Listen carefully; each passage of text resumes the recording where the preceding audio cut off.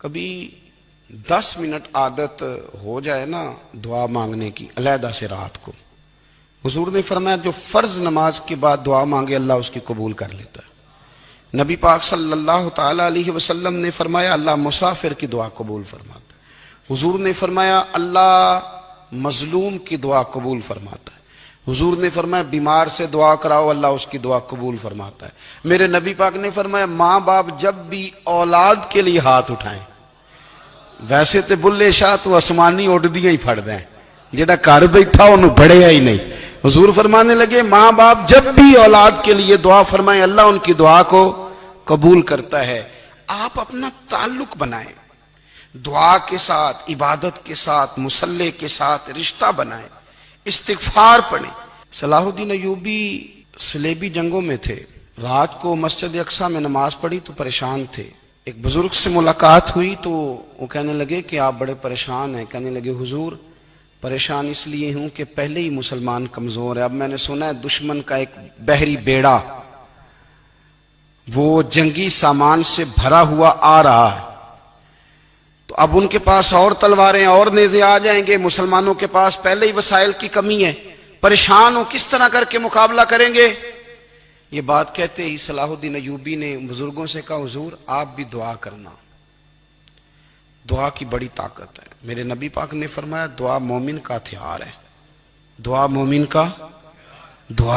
کا حضور نے فرمایا تقدیر کو سوائے دعا کے کوئی چیز نہیں بدل سکتی۔ دعا مومن کا ہتھیار ہے، یہ کافر کے پاس کوئی نہیں، یہ ہتھیار ہے مومن کا۔ اللہ کرے آپ کو سمجھ آئے، پھر سنیں کئی بار کہہ چکا ہوں یہ ہتھیار ہے۔ کافر کے مقابلے میں جو تیرے پاس سب سے بڑا ہتھیار ہے وہ دعا ہے۔ دعائیں کرانی چھوڑ دی، کرنی چھوڑ دی، لینی چھوڑ دی۔ حضرت سیدنا انس بن مالک رضی اللہ تعالیٰ عنہ فرمایا کرتے تھے میں نے وہ رنگ دیکھا ہے جب حضور دعا مانگتے تھے اور حضور کی مقدس آنکھوں میں آنسو بھی ساتھ ہی بہا کرتے تھے، میں نے وہ انداز دیکھا۔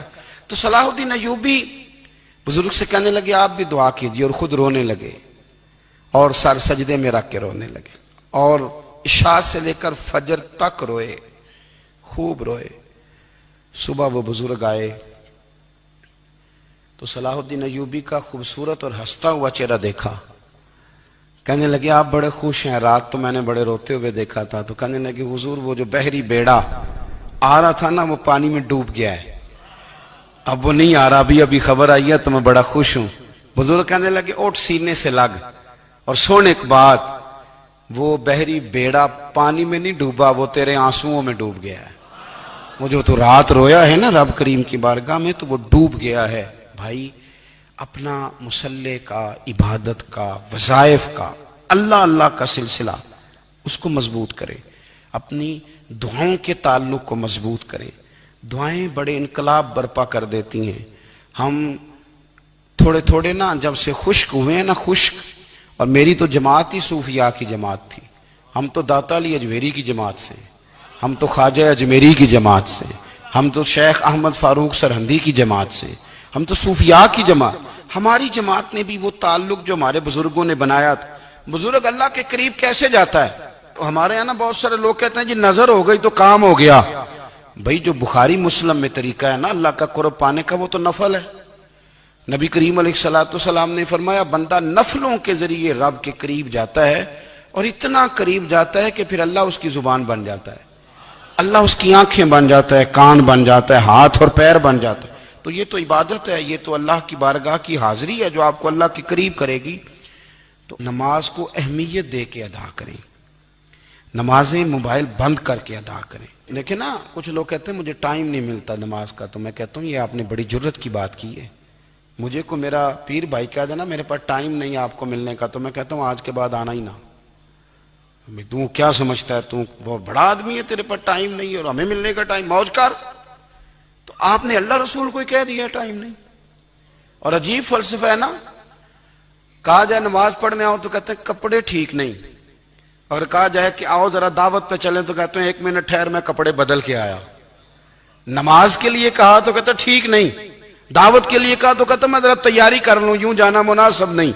یہ معاملہ ٹھیک نہیں۔ رب تو فرماتا ہے کہ جب تم مسجد میں آ تو زینت اختیار کر کے آ، خوب ذوق سے دعا مانگیں، خوب شوق سے نماز پڑھیں، خوب استغفار کا مزاج بنائیں۔ آپ لوگوں کے بیچ رہ کے سوکھ حاصل کرنا چاہتے ہیں، لیکن آپ کو پتہ ہے کئی مہینے غار حرا میں رہنا بھی مدینے والے محبوب کا طریقہ ہے۔ ہر سال اعتکاف بیٹھنا الگ سے، یہ بھی حضور کا طریقہ ہے۔